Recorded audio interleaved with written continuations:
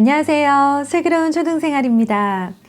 2024년 한 해도 우리 슬초 가족분들께 유익하고 정확한 정보를 공유해 드리기 위해 노력할 것을 약속드리며 오늘의 이야기 힘차게 출발해 보겠습니다. 오늘은요, 대치동 영어학원을 10년째 운영 중이신 원장님들께서 귀띔해 주시는 공부를 하는데 성적이 오르지 않는 이유에 관한 이야기입니다. 혹시 우리 아이가 다음에 3가지 유형에 속하는 건 아닌지 점검해 봐 주세요. 공부를 하는데 성적이 오르지 않는 경우는 크게 3가지입니다. 첫째, 공부한다고 말은 하지만 집중하지 않는 경우입니다. 가방만 메고 왔다 갔다 하는 아이가 생각보다 많습니다. 대치동에서는 유치원에 다닐 때부터 영어를 배우므로 고등학교를 졸업할 때쯤에는 영어에 투자한 시간이 10,000시간이 넘는 아이들이 많습니다.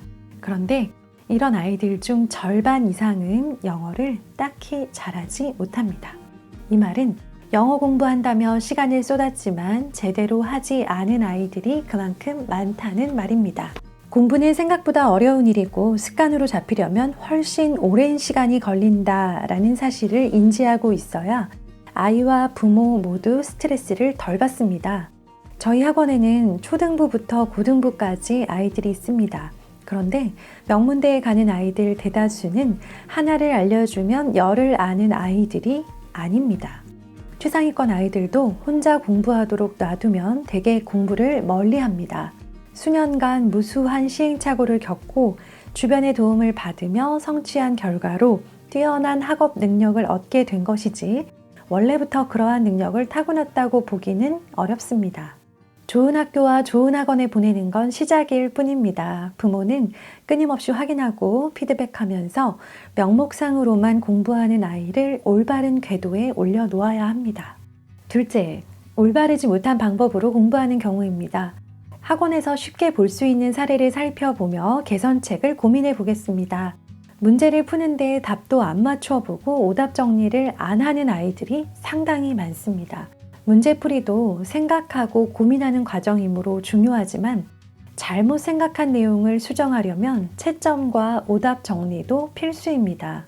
문제를 풀고 채점하지 않는 아이라면 매일 책을 검사하고 채점하고 오답 정리를 하도록 독려해야 합니다. 배운 내용을 반복하지 않고 진도 나가는 데 집중하는 아이들도 있습니다. 어휘집으로 외운 단어는 반복하지 않으면 단기 기억에 잠시 머물다가 사라집니다. 단어 시험을 통과하기 위해 머릿속에 단어를 꾸역꾸역 집어넣지만 반복하지 않아 흔적도 없이 사라지는 경우를 자주 봅니다. 이렇게 하면 시간은 시간대로 들고 남는 건 아무것도 없습니다. 어휘집으로 단어를 외울 때는 기억에서 사라지기 전에 반복해야 합니다. 계획적으로 반복할 수 있도록 돕고 아이가 잘하고 있는지 수시로 확인해야 합니다.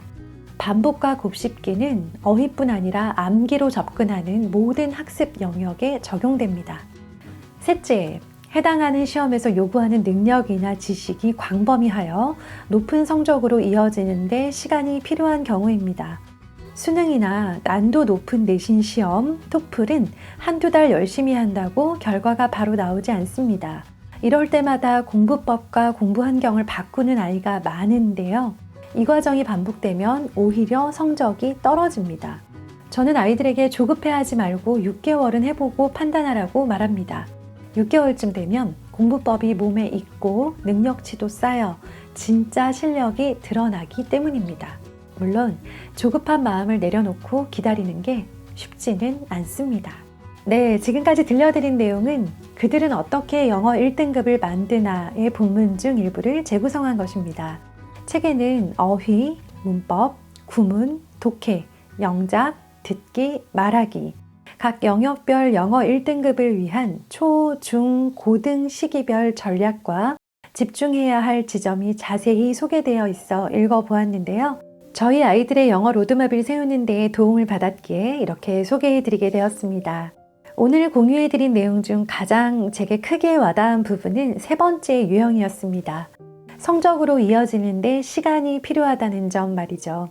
제가 오랜 시간 교실에서 지켜봤던 아이들, 또 저희 집의 2 아이들의 지난 초등, 중등 시기를 생각해보면 이것은 비단 대단히 어려운 수준의 평가가 아닌 대부분의 경우에 해당된다는 생각을 했어요. 부모는 학원을 보내고 한두 달이 지나면 레벨 향상을 기대하고 눈에 띄는 변화와 발전을 예상하지만 실상은 그렇지 못하기에 자주 실망하고 아이를 다그치게 됩니다. 저도 얼마 전 비슷한 경험을 했답니다. 저희 큰아이가 중학교 3학년 초에 새로운 수학학원에 가게 됐어요. 여러 번의 입학 테스트 끝에 원하는 레벨의 수업을 배정받기에 성공해서 기뻐 눈물이 날 정도였습니다만 그 기쁨도 잠시, 학원에 입학한 이후 아이의 성적은 오르락 내리락을 심하게 반복하며 6개월 넘게 정체되는 듯한 모습을 보였습니다. 아니, 한동안은 오히려 실력이 떨어진 게 아닐까 싶은 점수를 받아올 때도 있어 이대로 가는 게 맞을까 하는 의심을 할 수밖에 없었습니다. 더 잘 가르친다는 다른 학원으로 한 달이라도 빨리 갈아타야 하는 게 아닐까 하는 불안이 불쑥 올라왔습니다. 그렇게 꼬박 8개월을 보냈습니다. 아이의 성적이 아주 서서히 움직이기 시작했습니다. 8개월의 시간을 보내고 나서야 학원의 새로운 시스템에 적응하여 평가 방식, 문제 유형, 시간 단축 등에 관한 본인만의 더 좋은 점수를 받을 수 있는 방법을 알아가기 시작한 것이죠. 중학교 3학년 시기의 8개월은 어지간한 인내심으로는 기다려주기 힘든 매우 긴 시간이었습니다. 적어도 제겐 그랬습니다. 당장 눈에 보이는 결과를 만들어내어도 시원찮을 시기였고 중학교에서 결과를 만들어낸 아이들도 고등에서는 힘없이 곤두박질 친다는 흉흉한 이야기들은 너무도 흔했습니다. 그런 시간을 보내고 고등 입학을 코앞에 둔 지금 돌이켜 생각해 보건대 제가 작년 1년 동안 했던 일 중 가장 잘한 일은 결과가 바로 나오지 않는다고 성급하게 학원을 바꾸고 교재를 바꾸고 아이를 닥달하지 않았다는 점입니다. 결과가 나오기까지 걸리는 시간을 담담하게 예상하고 기다리며 같은 시간 저보다 더 속상하고 좌절했을 아이를 위해 간식을 준비하고 격려했던 경험을 공유해 드리고 싶었습니다. 또 아무리 공부머리를 타고난 최상위권 아이들도 혼자 공부하도록 놔두면 대개 공부를 멀리한다는 점을 기억해 주세요. 우리 아이만 알아서 하지 않는 것 같다고 속상해할 이유가 사라지죠. 누가 봐도 부러워할 만한 결과를 만들어낸 아이들도 실은 수년간 무수한 시행착오를 겪고 주변의 도움을 받으며 성취한 결과로 뛰어난 학업 능력을 얻게 된 것이지 원래부터 그러한 능력을 타고났다고 보기는 어렵다는 점을 기억해 주세요. 열심히 해보려고 애쓰는 우리 아이가 안쓰럽고 사랑스럽게 느껴지실 겁니다. 올 한 해도 우리 함께 열심히 행복하게 다정하게 잘 키워보기로 해요. 운동, 독서, 칭찬과 함께하는 힘찬 2024년 되세요. 감사합니다.